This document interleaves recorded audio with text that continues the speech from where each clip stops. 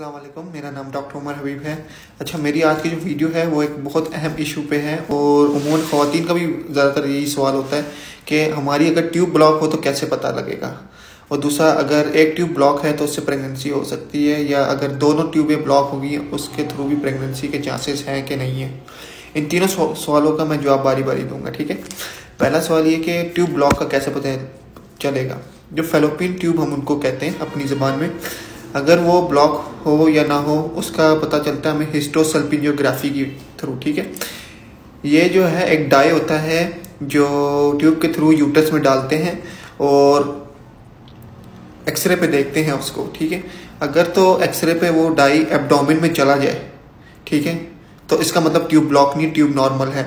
लेकिन अगर वो डाई यूट्रस में ही रह जाए और पेट तक ना जाए तो इसका मतलब है कि ट्यूब ब्लॉक हुई भी है। और भी कई तरीके हैं पता लगाने के।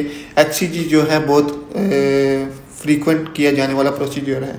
दूसरा सवाल ये था कि अगर एक ट्यूब ब्लॉक हो तो प्रेगनेंसी हो सकती है कि नहीं हो सकती। अगर एक ट्यूब ब्लॉक हो तब भी प्रेगनेंसी पॉसिबल है।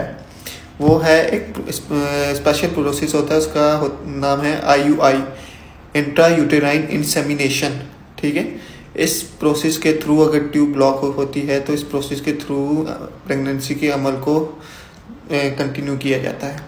दूसरा ये था कि अगर दोनों ट्यूब्स ब्लॉक हों तो फिर जो है चांसेस तो बहुत कम होते हैं, लेकिन ये कि IVF एक प्रोसीजर है जिसका वो है इन विट्रो फर्टिलाइजेशन जिसको हम कहते हैं, उसके थ्रू फिर प्रेगनेंसी को राय अमल में लाया जाता है, ठीक। ये भी थोड़ा मुश्किल प्रोसेस होता है लेकिन चांसेस फिर भी इसके थ्रू होते हैं। 30% 40% इसके भी चांसेस होते हैं, लेकिन ये कि अक्सर औरतों को प्रेगनेंसी इसके थ्रू हो जाती है।